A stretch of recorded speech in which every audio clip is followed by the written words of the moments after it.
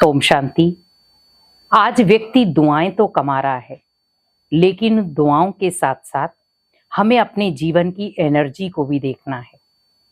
बहुत सारे हम अच्छे अच्छे कर्म करते हैं, जिससे हमें कर्मों का फल भी मिलता है और अनेक आत्माओं की दुआएं भी। आज की दुनिया में दुआएं कमाना बहुत आसान हो गया है। दान पुण्य कर लो, दुआएं मिल जाएंगी। किसी का सहयोग कर लो, दुआएं मिल जाएंगी। किसी को जरूरतमंद को उसकी जरूरत पूरी कर दो, दुआएं मिल जाएंगी। लेकिन हर दुआ के पीछे आप ये देखें, क्या वो दुआएं स्वार्थ वाली हैं या निस्वार्थ भावना वाली हैं? क्या वो दुआएं मुख वाली हैं या मन से निकली हुई हैं? कई बार कोई व्यक्ति आपको मुख की दुआएं देता है, पर उसके मन से नहीं निकलती वो दुआ। मान लो आपने ब्लेसिंग ली तो है, पर वो मन से निकली हुई ब्लेसिंग नहीं है, दिल से निकली हुई आवाज नहीं है। बहुत सारे लोग सोचते हैं कि मैंने बहुत सारे ऐसे कर्म किए हैं जिससे लोगों ने मुझे भर भर के दुआएं दी हैं। पर आप ये भी ध्यान रखें, मैंने दान किया, क्या मैंने स्वार्थ के वश किया या निस्वार्थ वश किया?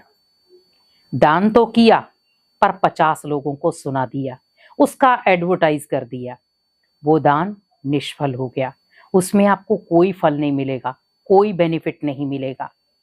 क्योंकि आपने कई जगह पर सुना होगा, दान वो सफल होता है जो एक हाथ से दो, दूसरे को पता भी ना चले। आज हम छोटी छोटी चीज दे रहे हैं तो भी एडवर्टाइज हो रही है, क्यों? आज सोचो, अगर आप उस जगह होते और आपका कोई खाने के लिए एडवर्टाइज करता, क्या आपको अच्छा लगता? पहनावे के लिए कोई एडवर्टाइज करता, क्या आपको अच्छा लगता? नहीं। लेकिन फिर भी गरीब असहाय लोग आपके वश हो जाते हैं। फिर भी वो कोशिश करते हैं, चलो ये लेकर तो आए, इनको दुआएं दे दें। कई बार वो देखते रहते ये कर क्या रहे हैं। दिया तो छोटा सा सामान है और क्या कर रहे हैं ये।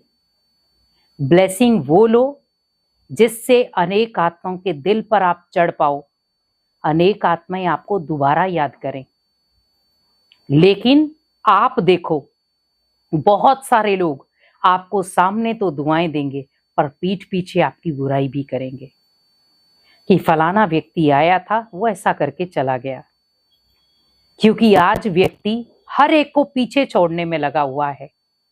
उसने दान ज्यादा किया, मुझे उससे ज्यादा करना है। उसने ये चीज दी तो मुझे उससे डबल देनी है। अगर वो ये कर रहा है तो मुझे ये करना है। आखिर हम ऐसा सोचते क्यों हैं? क्यों हम एक दूसरे को देखें कि कौन क्या दे रहा है? लेकिन मेरे दिल की आवाज क्या है, मेरी क्या इच्छा है? मेरे लिए वो मेरा परिवार है।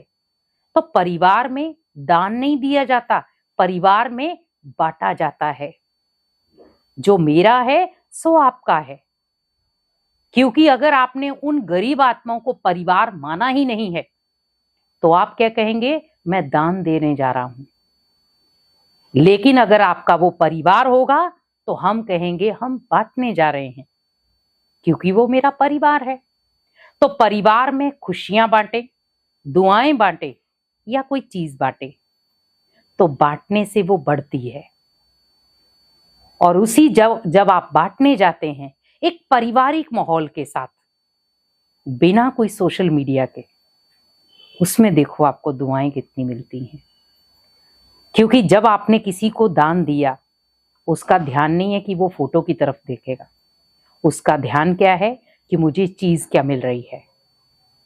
क्योंकि उसकी अगर जरूरत की चीज होगी तो वो उसे यूज करेगा। वो तड़प रहा है उस भोजन के लिए, वो तड़प रहा है उस वस्त्र के लिए, वो तड़प रहा है उस खिलौने के लिए। लेकिन हमें उसकी तड़प को बढ़ाना नहीं है, हमें अपना परिवार समझकर उसे खत्म करना है। दान वही करो जो निस्वार्थ भावना वाला हो, जिसमें भगवान की दुआएं जुड़ी हों कि भगवान आपने मुझे इसके काबिल बनाया, मेरे घर में ये चीजें थी, ये मेरा परिवार भी है, तो मैं इनके साथ ये चीजें बांटना चाहता हूं, तो आप भी चलो, आप भी साथ में बांटना। तो 2 हाथ आपके, 1000 भुजाएं भगवान की लग जाएंगी उस चीज को बांटने के लिए, और उसमें बरकत अलग होगी। और दूसरा, उन आत्माओं को, अगर आप उनसे दुआएं लेना चाहते हैं तो उन आत्माओं को भी दुआएं दें कि जैसे आज ये घर से बेघर हैं, भगवान इनको भी एक छत देना, इनको किसी के आगे हाथ ना फैलाना पड़े।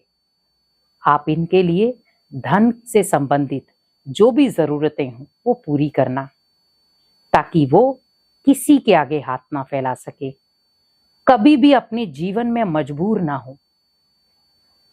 क्योंकि आज व्यक्ति उसके सामने की भाषा तो समझ पाता है, पर उसके मन की भाषा नहीं समझ पाता।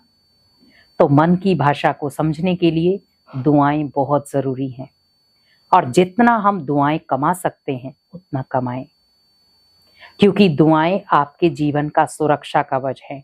और जब आप इन गरीब आत्माओं से दुआएं लेते हैं, वो भी निस्वार्थ भावना से, दिल से निकली हुई, मन से निकली हुई, तो आपके जीवन को वो सुरक्षा के घेरे में ले आती है, सुरक्षा कवच बन जाती है।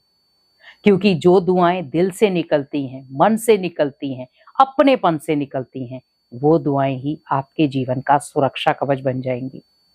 इसीलिए दान करो या दुआएं दो या मदद करो, लेकिन उसमें एक शब्द जोड़ दो, निस्वार्थ भावना। और जब ये शब्द आप जोड़ दोगे तो आपका जीवन खुद ब खुद सुख में बन जाएगा। ओम शांति।